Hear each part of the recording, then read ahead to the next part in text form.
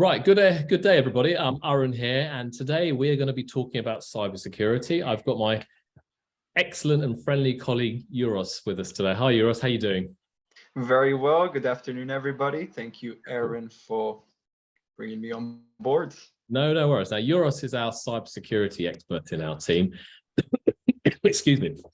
And he's going to be just talking through some of the cybersecurity issues that are increasingly coming into dental practices, into businesses that you need to be aware of, and some of the things that you may need to consider in your business as well. So, Euros, what we're going to do, we're going to get your slides that you've got up here, and we can walk through these and talk them through together. Okay? Brilliant. Just bear with me a second, everybody. I will just get the screen correct. Can we see them? Can you see the slides, Euros? Yes, we can see. Can you make it bigger? Can you still see them? Absolutely.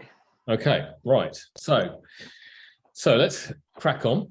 So first thing, for anyone who hasn't seen any of our webinars or any of our things online, the team at Samera, we're accountants and advisors to many dentists across the UK. We have a long-standing reputation in the sector. And we've been helping also many people build practices and run practices successfully over the last 20 years, okay? We have literally hundreds upon hundreds of clients, okay? We're known amongst many dentists professionally, and all of the ideas that we do and all of the things that we kind of tell our clients to do, we do in our own dental clinic, because we also own private dental clinics. So that makes us a real different professional service firm, because we can actually speak from experience, and cybersecurity and cyber issues is one area that is definitely that we're doing. What we're doing here is what we're going to talk to you about today is what we do in our own clinics as well, and we'll be improving and changing and developing that as we speak over the next few weeks and months and years. Okay, so cybercrime, Euros, tell us about it. What is it? Perfect. So we're going to be talking a little bit about cybersecurity. What is cybercrime? So it is a criminal activity that either targets or uses a computer network, or a network device. It's performed by an individual or a group. So anyone with a computer, some skill and time can start doing cybercrime. Some statistics regarding cybercrime, this in previous years, is that in the year 2021, the cybercrime costs over £5 trillion. December this year, around 39% of UK businesses have already been attacked. And for a small or medium-sized business, the average cost of a breach is £75,000. So 39% of businesses have had a cyber attack, and that could be data being stolen or some various things, but usually varies from ransomware to man-in-the-middle attacks to a lot of phishing. Okay, so 75 grand, that can put a lot of businesses out of business, that amount of money. Absolutely. That's some people's monthly turnover as well. Yeah, or yearly turnover. So that's a lot of money. Okay, all right. So what are the different types of cyber attacks that are there? So here we have a few different varieties. There are more, but these are some of the most relevant ones to the businesses. So we have ransomware, spoofing, adware, spyware, phishing. The list goes on and on, but the ones that we're going to talk about today are malware. Okay. So let's crack on. We'll go to malware, which is a broad term, but it's short for malicious software. Malware is designed to cause damage to a standalone computer or a networked PC. It is a malicious file or code typically delivered over a network that infects, explores, steals, or conducts virtually any behavior an attacker wants. So there's several types of malware, such as spyware and adware, but we'll be talking about this on a later occasion. So okay. The next one we're going to go ahead. So quite many questions on malware. So for instance, I know, wasn't there there's some kind of malware that's been distributed via WhatsApp, correct? Okay. Well, yes. Yeah, it's quite common, increasingly common, isn't it? So that's infecting people's phones, stealing data. I have to say, personally experienced one on my phone recently, and unfortunately, the only way to solve it was to reformat my phone, which is a big deal. Yeah, no, that's costly, and if they steal data as part of that, it's a complete headache. So malware that's been around a long time. It's malicious software, as Euros has mentioned, and watch out for it. Absolutely. Man in the middle. That sounds like an interesting term. What is that? So it is when a perpetrator positions himself in a conversation between a user and an end application, either to eavesdrop or just write down all the information that was exchanged between the two parties. So I'll give you an example. One of the easiest way to explain is literally your mailman opening your bank statement, writing everything down, closing the envelope, and still delivering it to your door. But somebody else has all of the information it's your personal information. So in a dental clinic, how would this happen as an example? Give me an example. I'll give you an example in a dental practice. So let's say you and the supplier have a long outstanding relationship. A new person joins along and starts pretending to be a representative from that company. You start trusting them, start doing finances with them, accounting with them, and then a month later you realize that that person was completely fake. But how do they get to be that man in the middle? What do they actually do? Oh, they actually just have a look at your email. They try to copy where the email is coming from. So let's say that your supplier is Avalon. I'll just make up a name. So yeah. Avalon, so they will put James Marriott at avalon.com. Fair enough, a lot of people wouldn't even notice. So it's very, very stealthy. And the only signs that you have to look for is the discrepancies with invoicing and things like that. Yeah, this is another area I've seen. As accountants, we're always targeted for this type of stuff, and absolutely we've seen this happen. And luckily, we haven't been caught out thus far, and the team are always aware of what to yeah, do. always aware. Always that's aware. Good, but that's always, good training and education. I don't know about good training, maybe it's a bit of luck as well, but I've always seen such things come through, and they always look a bit fishy, and they look, oh, that's interesting, when you realize that's not quite right. Okay, so man in the middle. Thank you. All right. Next one, business email. Next one. That's one of the largest growing problems that targets organizations of all sizes across every country.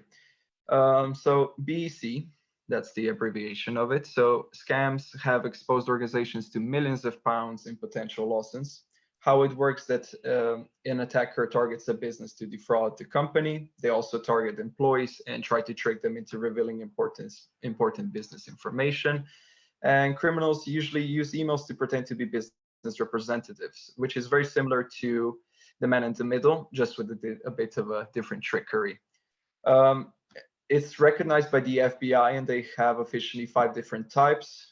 One of them is CEO fraud, false invoice scheme, data theft, etc.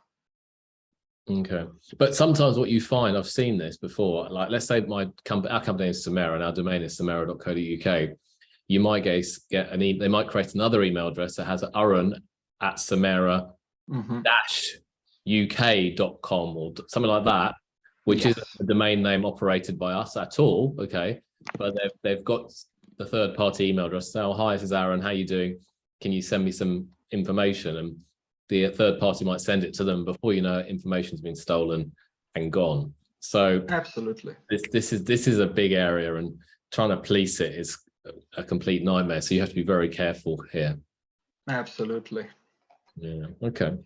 Right. Ransomware. This is a one. This is one of the best ones in the group, to be honest. It's best is the worst. The best one, honestly. It's become the most prominent and visible type of malware. Recent ransomware attacks have impacted hospitals, crippled public services, caused significant damage to various organizations across the globe, to be honest. What it does, it prevents you from accessing your device and the data stored on it, usually by encrypting your files. A criminal group will then demand a ransom in exchange for decryption. In most cases, when the ransom is paid, the data is not released. And in some cases as well, even after you pay for the data to be released, they release it to you. A week later, they hack you again, ask for money again, because they know if you surrendered once, you will surrender again.